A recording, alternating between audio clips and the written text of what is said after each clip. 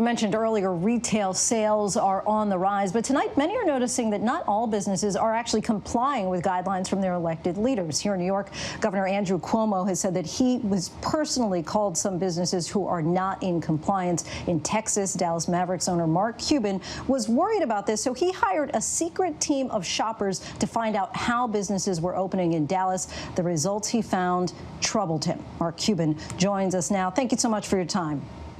Thank you. So why did you feel the need to do this, and what did you find?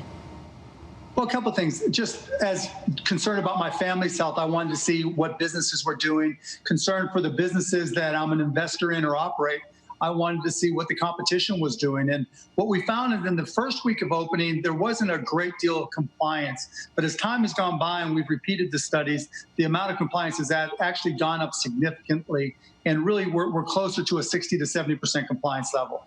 Yeah, it sounds like initially it was just 4% of Dallas businesses were 100% compliant. So Correct. Where do we go from here? I mean, Texas as a whole is seeing record highs in hospitalizations. Just yesterday, Governor Abbott said that there's no real need to scale back business openings. Do you agree with him? And would you take your family out to dinner right now?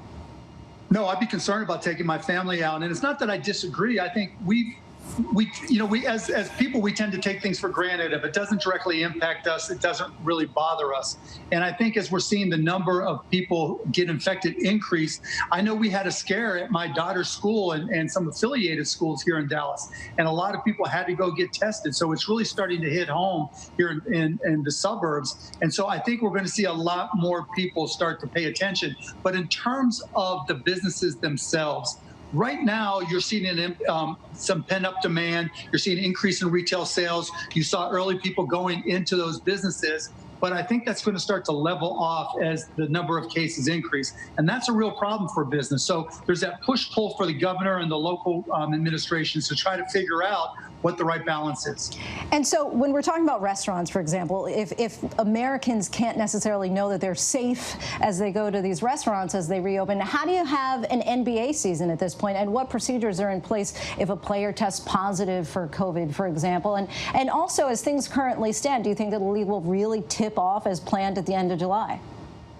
Yeah, I mean, first thing first is safety, right? We're not going to do anything until we're 100% certain that we can keep everybody safe as humanly possible. And, the second part is we're going to be doing it in a completely quarantined environment. So we're not going to all play at our original arenas. We're not going to play here in Dallas. We're all going to be in Orlando. And we're going to practice there. We're going to get tested there. We're going to get worked with there. And we'll have all our precautions in place. So it won't be something that's open to the public. It'll be very controlled. And that's how we're going to do our best to keep people safe.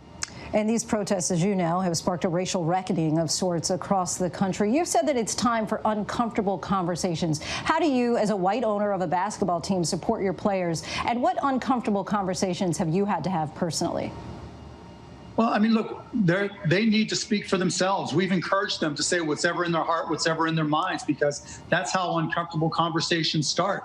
We've had meetings with the players and staff on our team and gotten to hear some of the things that they've gone through, and it's heartbreaking.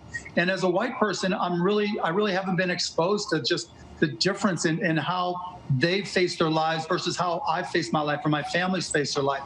And so just being able to dig in and really have a further understanding of the challenges of being an African-American male in this country was eye-opening. And really, when it comes down to it, it's the white race, it's the white community that's going to have the open, difficult conversations.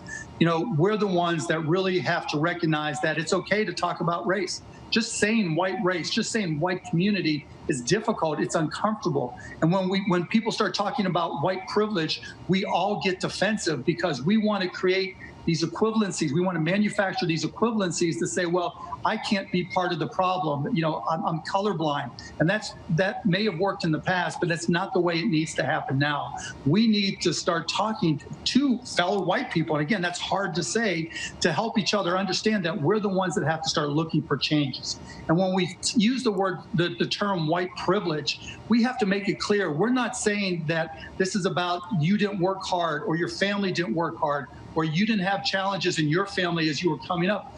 But your experience, our experience as a white population is completely different than much of the experience for the black and people of color populations. Those are things we have to start to understand. Those are difficult conversations to have, but we need to start having them. Yeah, Mark, you are super woke, as many people already realized even prior to this. But Kyrie Irving, for example, he has been leading discussions with dozens of NBA players. He has voiced concerns about black NBA players providing entertainment in the aftermath of this racial reckoning that's taken place after George Floyd's death. Other players have said, well, why can't you play and advocate for social justice at the same time? Do you support whatever your players decide to do here at this moment, including potentially staying home? Yes. Yes, we have no choice. I mean, they are the business. I think, one of the things, we're going back to business again.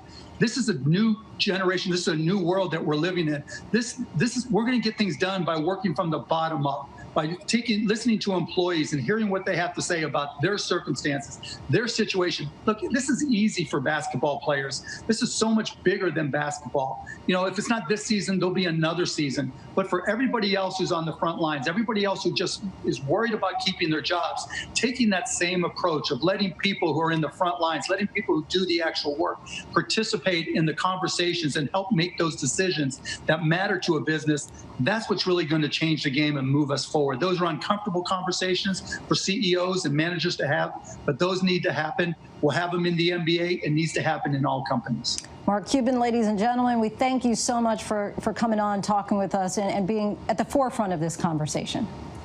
Thank you so much. I appreciate your time.